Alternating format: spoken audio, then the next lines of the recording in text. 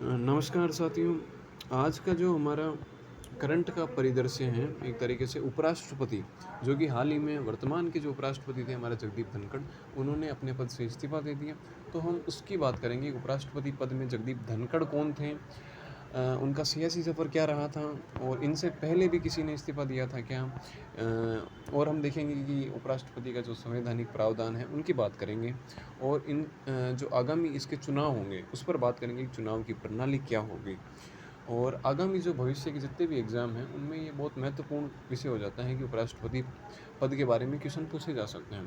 तो सबसे पहले हम बात करते हैं इसके संवैधानिक प्रावधानों की। तो हमारा जो संविधान है, चूँकि आप लोग सभी जानते हैं कि बाहर के जितने भी संविधान हैं उनको पढ़कर हमारा संविधान बनाया गया है। तो जो उपराष्ट्रपति का पद है वो भी कहीं बाहर से लिया गया है। तो उपराष्ट्रपति का जो पद है वो अमेरिका से लिया गया है। अब मैं आपको थोड़ा अमेरिका के उपराष्ट्रपति पद के बारे में बता देता हूँ कि वो कैसा होता है थोड़ा सा। अमेरिका में उपराष्ट्रपति का पद होता है।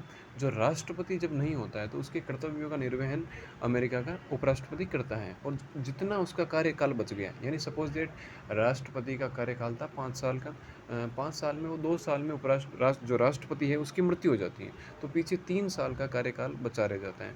उस 3 साल के कार्यकाल को वो उपराष्ट्रपति ही पूरा करेगा, जबकि भारत में ऐसा नहीं होता है। भारत में अगर राष्ट्रपति की मृत्यु होती है या फिर राष्ट्रपति त्यागपत्र देता है या राष्ट्रपति हटा दिया जाता है, यानी राष्ट्रपति नहीं है एक तरीके से, तो उस स्थिति में उपराष्ट्रपति कार्यवाहक राष्ट्रपति के रूप में कार्य करता है, लेकिन अगले राष्ट्रपति के निर्वाचन होने तक, और 6 महीने तक ही उपराष्ट्रपति कार्यवाहक राष्ट्रपति रह सकता है। इतनी सी बात आपको ध्यान में रखनी है।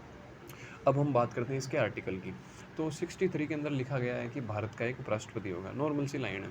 64 में आपको ये थोड़ा सा ज़्यादा इम्पोर्टेंट हो जाता है कि जो उपराष्ट्रपति होता है वो राज्यसभा का पदेन सभापति होता है। हमारे यहाँ पर 2 सदन हैं, लोकसभा और राज्यसभा। राज्यसभा को उच्च सदन कहते हैं। राज्यसभा का जो हायर पर्सन होता है उसको कहते हैं हम सभापति, और फिर होता है उपसभापति, फिर बाकी होते हैं सदस्य। तो जो उपराष्ट्रपति होता है वो राज्यसभा का क्या होता है, पदेन सभापति होता है। अब इसमें कंफ्यूज मत हो जाना कि पदेन सभापति क्या होता है। यानी मैं आपको एक उदाहरण से समझाऊँ कि एक क्लास है, यानी 10th क्लास है। 10th क्लास में हम मॉनिटर को नियुक्त करना है हमें, तो हमने उसकी शर्तों में ये लिख दिया कि 10th क्लास का जो मॉनिटर होगा वो 9th क्लास का भी मॉनिटर होगा। तो जो 10th क्लास का मॉनिटर जो चुना गया वो 9th का भी ऑटोमेटिकली हो गया। वैसे ही उपराष्ट्रपति का पद है। उपराष्ट्रपति, जो व्यक्ति उपराष्ट्रपति पद पर नियुक्त किया जाता है वही राज्यसभा का सभापति होता है, जबकि राज्यसभा का सदस्य नहीं होता है। ये ध्यान रखना, राज्यसभा का सदस्य नहीं होता है वो, पदेन सभापति जरूर होता है। 65 की बात करें, 2 तो हो ही गई। 65 में राष्ट्रपति नहीं है, यानी मर गया हो या फिर एब्सेंट हो या फिर हटा दिया गया हो, तो उसकी जगह कौन कार्य करेगा, वाइस प्रेसिडेंट, उपराष्ट्रपति कार्य करेगा, नॉर्मल सी बात है। आगे बात करें 66 की, तो इसकी योग्यता है, शर्तें हैं, निर्वाचन है। योग्यता क्या हो सकती है, सबको पता है कि युगांडा और दक्षिण अफ्रीका का तो नागरिक रहने से रहा, भारत का ही नागरिक रहेगा, तो ये भारत का क्या होगा, नागरिक रहेगा। इसमें आयु का क्राइटेरिया, एज ध्यान रखना, 35 साल की उम्र मांगते हैं कि भाई जी 35 साल के होने चाहिए तो उपराष्ट्रपति बन जाएंगे। और क्या होना चाहिए, और है कि राज्यसभा के सदस्य बनने की योग्यता रखता हो।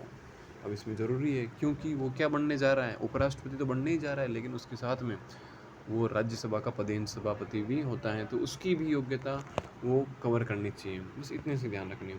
फिर शर्तें हैं, कुछ जो शर्तें भी होती हैं नॉर्मल, हमें नहीं देखनी है ये। फिर निर्वाचन होता है। निर्वाचन कैसे होता है, निर्वाचन में हम देखते हैं कि निर्वाचन में वोट कौन देगा। सबसे पहले तो जैसे कि हम देखते हैं विधायकों का जो चुनाव होता है, एमएलए का, उसमें वोट कौन देता है, हम देते हैं। यानी भारत में भारत का नागरिक जो अपनी 18 वर्ष की आयु कंप्लीट कर चुका हूँ वो वोट देता है। अब इसमें पद्धति भी मांगते हैं, वोट कैसे देते हैं। जैसे कि मैं कहूँ कि भाई साहब अपने गांव का सरपंच बनाना है, तो कुछ लोगों ने समर्थन दे दिया, वो सरपंच बन जाता है। एक होता है कि चुनाव करवा लो भाई, जिसके सबसे ज़्यादा वोट है वो सरपंच बन जाएगा। वैसे ही उपराष्ट्रपति का चुनाव है, चुनाव करवा लो और जो 50% से ज़्यादा जिसके वोट आते हैं वो जीत जाएगा। अगरता ही विजेता, यानी जो जीता वो सिकंदर, जो अगरता है वही विजेता है। 50% सीटों +1 मत की आवश्यकता होती है। एक इसमें ये अनुपातिक प्रतिनिधित्व पद्धति, एकल संक्रमणीय मतदान, इसकी ये प्रक्रिया होती है। अगर इसको आपको समझना है तो मैं इसका एक अलग वीडियो बना दूंगा, क्योंकि इसमें ज़्यादा टाइम लगेगा। ये पद्धति होगी।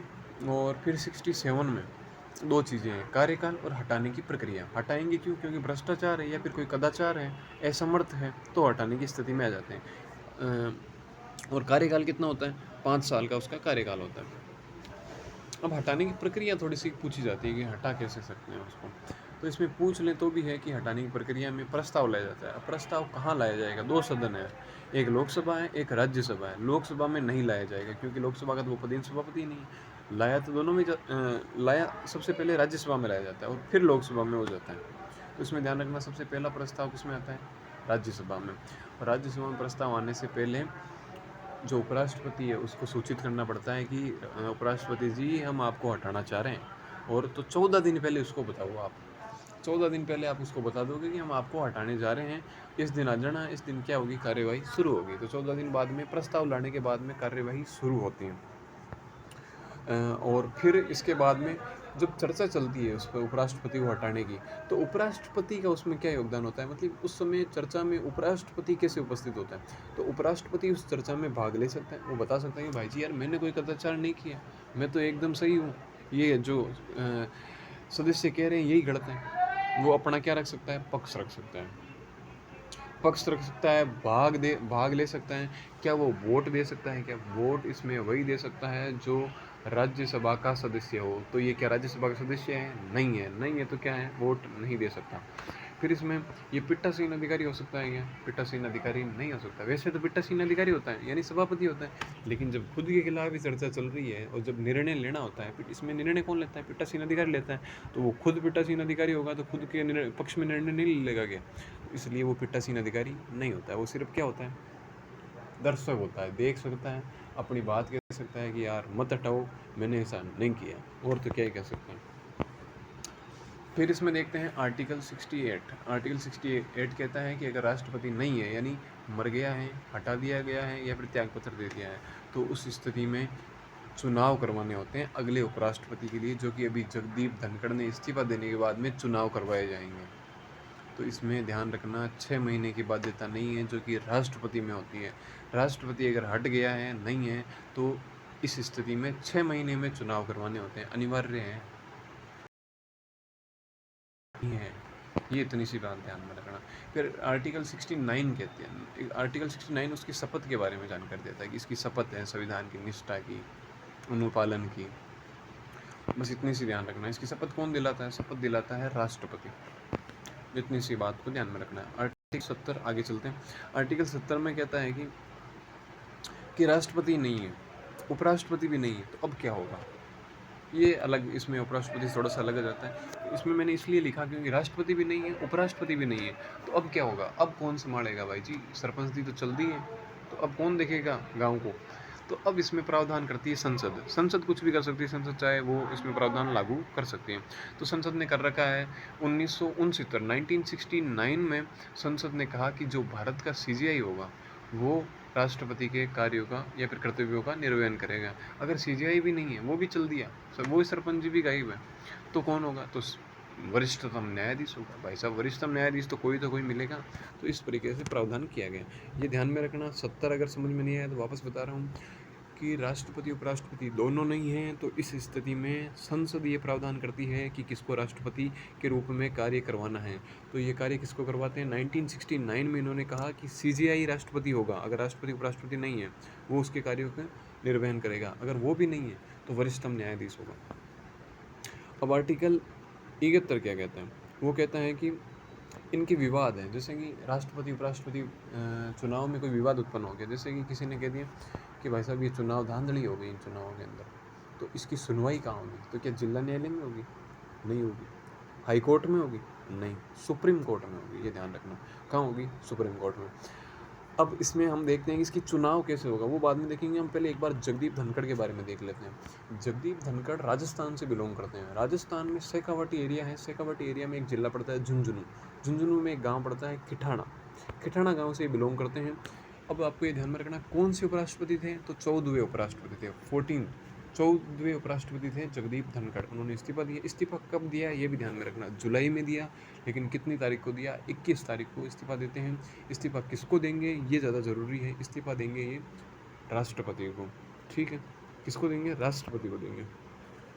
शपथ मैंने आपको बताया, शपथ कौन दिलाता है? राष्ट्रपति इनको शपथ दिलाते हैं। 67 में ये लिखा हुआ है कि हस्ताक्षर सहित क्या दे सकता है? त्याग पत्र। जैसे कि हमने यहाँ पर 69 में देख, एक मिनट, 67, हाँ, हटाने की प्रक्रिया है। देखो इसमें ये 67 क है, के अंदर क्या लिखा हुआ है? हटाने की प्रक्रिया में वो त्याग पत्र का लिखा हुआ है कि वो त्याग पत्र दे सकता है। किसको दे सकता है? राष्ट्रपति को। अब देखते हैं इसका सियासी सफ़र। सियासी सफ़र में क्या रहा होगा। सबसे पहले इन्होंने नॉर्मल सा, आपको इसमें कोई क्वेश्चन बनेगा नहीं, लेकिन मैं थोड़ा सा इसकी आउटलाइन बता देता हूँ। ये जनता दल से थे। शुरुआत में इन्होंने जनता दल ज्वाइन किया। जनता दल से इन्होंने 1989 के अंदर इन्होंने टिकट प्राप्त की एमपी की। झुंझुनू से ये सांसद चुने गए, वहाँ जीत भी गए। फिर चंद्रशेखर सरकार में संसदीय कार्य मंत्री भी रहेंगे। चलो ठीक है। फिर जनता दल इन्होंने छोड़ दिया, टूट गए। फिर कांग्रेस में आ गए। कांग्रेस से इन्होंने अजमेर से चुनाव लड़ा, एमपी का, हार गए। अजमेर वैसे भी भाजपा का गढ़ रहा है, तो कांग्रेस के आने के चांसेस वैसे भी कम थे। फिर उन्होंने कांग्रेस से किशनगढ़ जिसे मार्बल मंडी कहा जाता है, एशिया की सबसे बड़ी मंडी है, एयरपोर्ट भी बना है वहाँ पर, तो वहाँ से इन्होंने विधायक का चुनाव लड़ा, एमएलए का, तो वो भी हार गए। फिर ये भाजपा सरकार ज्वाइन करते हैं, बाद में एनडीए ज्वाइन करते हैं। एनडीए में ये पश्चिम बंगाल में इनको राज्यपाल पर नियुक्त किया जाता है और ममता दीदी से इनकी बनती नहीं है। फिर इनको 2022 में उपराष्ट्रपति चुना जाता है और हाल ही में इन्होंने इस्तीफा दे दिया। अब तो इन्होंने इस्तीफा दिया, तो क्या किसी और ने भी पहले इस्तीफा दे रखा है? बिल्कुल दे रखा है। एक अपने उपराष्ट्रपति हुए हैं तीसरे नंबर के अपने राष्ट्रपति भी चुने गए हैं। ये थे वीवी गिरी। वीवी गिरी के कंडीशन में आपको बताता हूँ कि उस समय जो राष्ट्रपति थे, मैं राष्ट्रपति की बात कर रहा हूँ, वीवी गिरी उस समय उपराष्ट्रपति थे। उस समय राष्ट्रपति थे जाकिर हुसैन की उस समय मृत्यु हो जाती है। अब जाकिर हुसैन की मृत्यु हो जाती है, तो वीवी गिरी क्या थे? उपराष्ट्रपति। अगर राष्ट्रपति नहीं है तो उस स्थिति में उपराष्ट्रपति राष्ट्रपति के कर्तव्यों का निर्वहन करेगा। ये प्रावधान हमारे संविधान में है। तो ये क्या बन जाते हैं? कार्यवाहक राष्ट्रपति बन जाते हैं। अब इनके दिमाग में आता है कि भाई साहब, भाई तो यार उपराष्ट्रपति है। जब ये राष्ट्रपति बनते हैं तो वो फीलिंग आती है क्योंकि यार राष्ट्रपति का पद होता तो एक नंबर है। फीलिंग आ गई इनको कि भाई देश का सर्वा बन के घूम रहे हैं, कार्यपालक प्रमुख। तो इन्होंने कहा कि भाई लड़ेगा चुनाव, किसका? राष्ट्रपति का। तो उस समय इंदिरा गांधी की सरकार थी। इंदिरा गांधी ने इनको सपोर्ट किया कि चलो ठीक है, आप चुनाव लड़ोगे, लड़ दो। राष्ट्रपति की तरफ से हमारे अगले उम्मीदवार होंगे वीवी गिरी। अब वीवी गिरी क्या दे देते हैं? इस्तीफा। ये लो भाई, अब उपराष्ट्रपति नहीं रहेगा, बनेगा अब सीधे राष्ट्रपति। और फिर ये क्या बन जाते हैं? राष्ट्रपति। तो इन्होंने इस्तीफा दिया। इस्तीफा क्यों दिया? राष्ट्रपति बनने के लिए। ये ध्यान में रखना। कब दिया? 1969 में, 1969 में इस्तीफा देते हैं और फिर क्या सुने जाते हैं? राष्ट्रपति। अगला व्यक्ति कौन था? अगला व्यक्ति फिर से राजस्थान का भैरव सिंह शेखावत। ये इनकी कहानी अलग ही है। इन्होंने राष्ट्रपति का चुनाव लड़ा लेकिन इस्तीफा नहीं दिया था। प्रतिभा पाटिल के विरुद्ध चुनाव लड़ा और हार गए। अब भाई का ईगो पे बात आके लगी कि यार भाई राष्ट्रपति का चुनाव हार गया, तो ये लो, उन्होंने कहा ये लो, उपराष्ट्रपति का पद ही भाई अपने पास में नहीं रहेगा, तुम मेरे को तुम्हारे पास में बनेंगे तो राष्ट्रपति बनेंगे, नहीं तो बनेंगे ही नहीं। और इन्होंने इस्तीफा दे दिया। बस ये ध्यान रखना। पहला था वीवी गिरी, 1969 में इस्तीफा देते हैं। दूसरे थे भैरव सिंह शेखावत। तीसरे आ गए जगदीप धनखड़। अब इनमें क्या होता है? चुनावी प्रक्रिया में आपको बताता हूँ। चुनावी प्रक्रिया में हम पहले वहाँ चलते हैं। चुनावी प्रक्रिया में अधिसूचना कौन जारी करता है? चुनाव इनके कौन करवाता है? सीधे सीधे कहूँ तो निर्वाचन आयोग इनके चुनाव करवाता है। कौन करवाता है?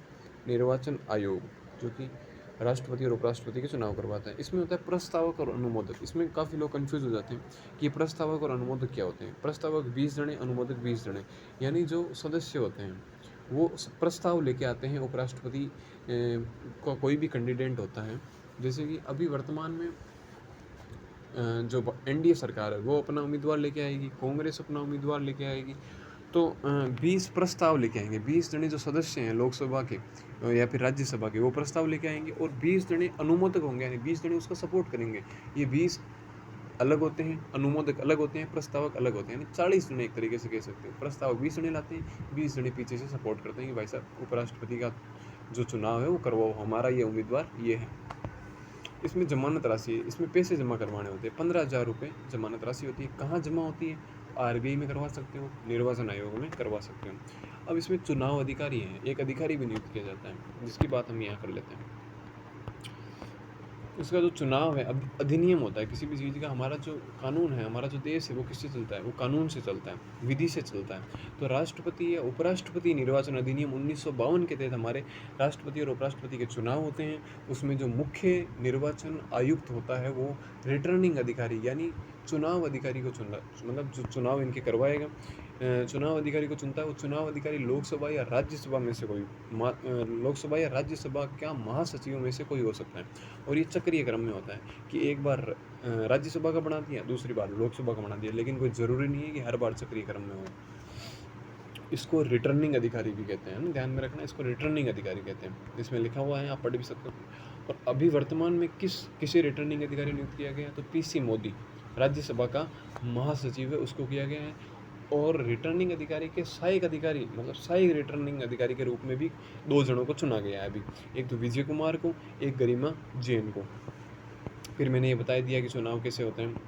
फिर इसमें सदस्य अभी कितने सदस्य हैं? जैसे राज्यसभा के 245 सदस्य होते हैं, 233 तो चुने जाते हैं, 12 सदस्य राष्ट्रपति के द्वारा मनोनीत होते हैं, तो वो तो पूरे हैं। और लोकसभा के 543 हैं और एक सीट अभी खाली है, मतलब या तो मर गए होंगे यार, या फिर एबसेंट, कुछ भी हो सकता है ये। तो 782 अभी टोटल है। और इसमें क्या होता है कि MP इसके अंदर पार्टिसिपेट करते हैं, तो सभी का मत मूल्य कितना होता है? 1 होता है। तो ये इसके अंदर अपने उपराष्ट्रपति के संवैधानिक प्रावधान थे, कैसे पद से हटें और कैसे चुनाव होता है, वो हमने पूरी प्रक्रिया जान ली। ओके, धन्यवाद।